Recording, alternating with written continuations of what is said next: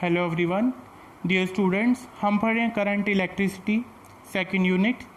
और इसमें last topic जो हमने कवर किया था वो था करंट डेंसिटी। उसके बाद आज हम नया टॉपिक स्टार्ट करने जा रहे हैं जिसकी हेडिंग है कंडक्टेंस। कंडक्टेंस क्या होता है? It is the reciprocal of the resistance of the material, यानी जो मटेरियल की रेजिस्टेंस होती है यदि उसका हम रेसिप्रोकल ले लें यानी उसको उल्टा कर दें तो हमें क्या मिलता है? Resistance of the material. इसको हम कैपिटल जी सिंबल से दिखाते हैं and it is equal to 1/r। ये 1/r के बराबर होता है। इसकी यूनिट भी जैसे वहाँ पर ओम होती है तो यहाँ पे क्या हो जाएगी? ओम इनवर्स, या फिर OHM ओम को हम उल्टा भी लिख लेते हैं MHO, या फिर तीसरी जो इसकी यूनिट होती है वो होती है साइमन यानी S। ये साइंटिस्ट के नाम पे रखी गई है। इसकी डायमेंशंस, जो रेजिस्टेंस की डायमेंशंस हम निकालेंगे उसको हम उल्टा करके लिख देंगे M-1 L-2 T3 और A2। ये इसकी, ये भी 1 मार्क्स में 2 मार्क्स में बहुत बारी पूछा गया। नेक्स्ट है हमारे पास कंडक्टिविटी। कंडक्टिविटी क्या होता है? Conductivity of a substance is a reciprocal of its resistivity. Conductivity resistivity का उल्टा, जैसे कंडक्टेंस था वो किसका उल्टा? रेजिस्टेंस का उल्टा। ऐसे कंडक्टिविटी भी किसका उल्टा? रेजिस्टिविटी की उल्टी। रेजिस्टिविटी का उल्टा कंडक्टिविटी जो है उसका सिंबल जो है वो है सिग्मा। ये आधा न जैसा जो दिख रहा है आपको, हिंदी में न बनाते हैं ना ऐसे, ये इसको सिग्मा सिंबल भी बोलते हैं। एक मैथ्स में और भी होता है सिग्मा, इसको भी सिग्मा बोलते हैं। और ये बराबर है 1/रो। रो किसका सिंबल है? रेजिस्टिविटी। इसकी यूनिट क्या हो जाएगी? ओम इनवर्स, मीटर इनवर्स, या फिर siemens metre inverse. Dimensions M-1 L-3 T3 A2। Next topic है macroscopic form of Ohm's law. ये बहुत ही इम्पॉर्टेंट 2 मार्क्स का क्वेश्चन है जो बहुत ज़्यादा फ्रीक्वेंटली एग्जाम्स में पूछा जाता है। इसको 2 ढंग से पूछा गया है पेपर्स में, एग्जाम्स में। जैसे एक तो ये लिखा आ सकता है कि explain the microscopic form of the Ohm's law, या फिर derive the relation between J यानी करंट डेंसिटी, सिग्मा यानी conductivity, and electric field E vector. It is a vector quantity, therefore we had put the arrow over it. उसके बाद है हम कैसे start करेंगे? I is equal to NEAVD। I is equal to NEAVD। ये formula bar बार इस्तेमाल हो रहा है।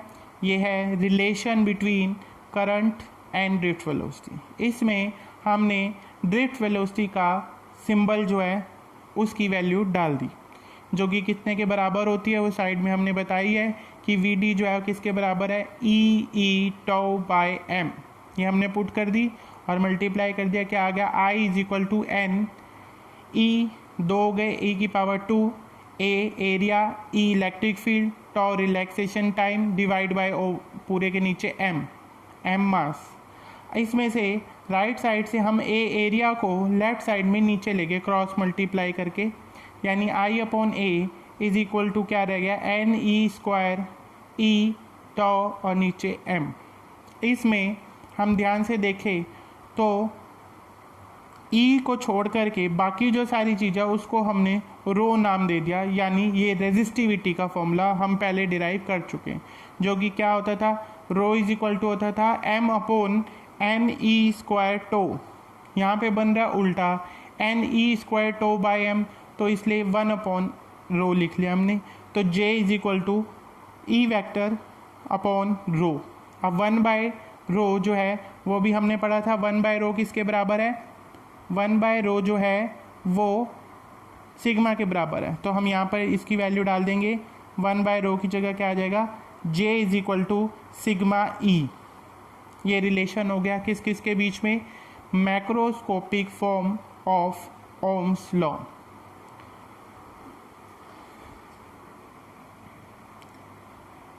नेक्स्ट है VI graph for metallic wire at two different temperature, यानी वोल्टेज और करंट का ग्राफ दिया गया है किस किस के बीच में, दो ऐसे मेटल के वायर्स हैं जो अलग अलग टेम्परेचर पे है, एक का टेम्परेचर T1 है और एक का टेम्परेचर T2 है। Which of the following two temperature is higher and why, तो हमने इसमें बताना है कि इन दोनों में से किसका टेम्परेचर ज़्यादा है और उसकी एक्सप्लेनेशन देनी है कि क्यों ज़्यादा है। तो हम ग्राफ देखेंगे कि जैसे R जो होता है रेजिस्टेंस वो किसके बराबर होता है, V अपॉन आई के, V अपॉन आई। अब V अपॉन आई का मतलब क्या हो गया, X अपॉन वाई, यानी 1 upon slope of I V curve, या फिर डायरेक्ट लिखते तो वो हो जाता slope of V I curve. यानी कि अब हमने देखा now as slope of OT2, यानी T2 वाले टेम्परेचर पे जो वायर है उसकी स्लोप कम है किसके मुकाबले, OT1 के। स्लोप कैसे देखते हैं, एंगल के हिसाब से। T2 कितना एंगल बना रहा है, लगभग 30, 25, 30 इतना बना रहा होगा। T1 जो है वो 60 से भी ज़्यादा बना रहा है। तो ऑब्वियसली क्या हुआ कि जो OT1 वाला जो कर्व है या स्ट्रेट लाइन कह लो जो है उसकी स्लोप क्या है, ज़्यादा है। Hence resistance increases with temperature, so T2 is greater than T1, यानी T2 टेम्परेचर जो है वो इसका मतलब ज़्यादा है क्योंकि उसकी स्लोप कम है। ये उल्टा यानी रेजिस्टेंस से उल्टा हिसाब है। R इज़ 1 अपॉन है ना slope of I V curve, इसलिए। उसके बाद नेक्स्ट एक छोटा सा न्यूमेरिकल है, जैसे मैंने ये एग्ज़ाम में भी पूछा था आपसे, calculate the percentage change in the resistance of copper wire which is stretch to 0.2%, यानी 0.2% उसकी लेंथ बढ़ा दी गई है। इसको मैंने आपको जो पहले सॉल्यूशन भेजा था उस मेथड से भी कर सकते हैं और इससे भी। जैसे अब जो नई लेंथ है L2 वो किसके बराबर हो गई, L1 plus 0.2% of L1 0.2 percentage का साइन हटाया और क्या आ गया उसके साथ परसेंटेज का साइन हटाने पर यहाँ पर नीचे 100 आ गया और हमने एलसीएम लेके इनको प्लस कर लिया। उसके बाद है L2 इज इक्वल टू, इसको सॉल्व करने के बाद ये आ गया 1.002 L1 और ये L1 नीचे आ गया, ये वाला L1 इसके नीचे चला गया। तो इसके नीचे जाने की वजह से ये L1 by L2 is equal to 1.002 आ गया। अब हम ये करें R is proportional to L square होता है, तो R2 बाई R1 प्रोपोर्शनल होगा ना L2 बाई L1 का square is equal to L2 by L1 किसके बराबर है, ये 1.002, ये हमने यहाँ पे पुट कर दिया, इसका स्क्वायर को लगा 1.002, तो अप्रॉक्सीमेटली आंसर आएगा 1.004। ठीक है, तो अब हमने क्या किया, इन दोनों को दोनों तरफ R2 बाई R1 यहाँ पर था और यहाँ पे था 1.004, दोनों तरफ -1 किया है, यानी -1 फ्रॉम बोथ साइड। कर सकते इसे, कोई फ़र्क नहीं पड़ता। इससे फ़र्क क्या पड़ा, 1.004 में से 1 गया तो यहाँ बच गया 0.004 और इस तरफ यहाँ हमने एलसीएम ले लिया, R1 इधर भी आ गया एलसीएम लेने की वजह से R2 minus R1 upon R1 यानी डेल्टा R बाई R आ गया। इनटू में 100 करेंगे तो सीधा परसेंटेज एरर इन R आ जाएगा, तो ये 0.04 है, इसको मल्टीप्लाई करेंगे अगर हम 100 से तो कितना आ जाएगा 0.4, यहाँ पर 0.004 आएगा, यहाँ पर आप इसे करेक्ट कर लेंगे। नेक्स्ट जो है वो है 2 wires of equal length, one aluminium दूसरी कॉपर की है, which have same resistance, which of the 2 wire is lighter. एक एल्यूमिनियम के एक कॉपर के, दोनों की रेजिस्टेंस से कौन सी हल्की है निकालना है, वेट में कौन सी हल्की होगी तो ये निकालना है। लेट, इसमें हमने ये माना है, ये आपको दिया होगा कि कॉपर इज 1 नंबर हमने कॉपर को दिया और 2 नंबर जो है एल्यूमिनियम को, गिवन दोनों की लेंथ सेम है, रेजिस्टेंस सेम है। रेजिस्टेंस सेम है तो हमने इन दोनों की रेजिस्टेंस के फॉर्मूले को इक्वल लिख दिया है, यानी ρ1 L/A1 ρ2 L/A2। लेंथ सेम थी इसलिए दोनों में L1 L2 नहीं पुट के L से L कट गया। इक्वेशन नंबर 1 आ गई, ρ1/ρ2 = A1/A2, इक्वेशन नंबर 1।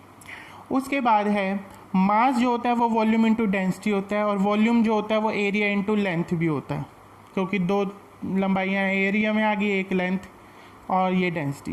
तो m1/m2 इस तरीके से क्या आ जाएगा, एरिया, लेंथ और डेंसिटी, यानी A1 L और D1, A1 L और D1 डिवाइड बाय किसके, A2 L और D2। L से L कट गया, यानी A1/A2 और D1/D2, इक्वेशन नंबर 2। इन दोनों इक्वेशंस में हमने यहाँ पे देखा कि यहाँ पर A1/A2 आ गया, जबकि A1/A2 तो किसके बराबर है, ρ1/ρ2। इसको यहाँ पे पुट कर दिया और इन सब की वैल्यूज़ ये आपको क्वेश्चन में दी जाएंगी, तब हम यहाँ पे पुट करेंगे और इसमें मास जो है कॉपर का निकलेगा 2.16 times of mass of aluminium, यानी वेयर ρ1 ρ2 D1 D2 यहाँ हमने डायरेक्ट पुट कर ली, पर ये आपको कहेंगे will be given to solve this, वो आपको दी जाएंगी। Thank you.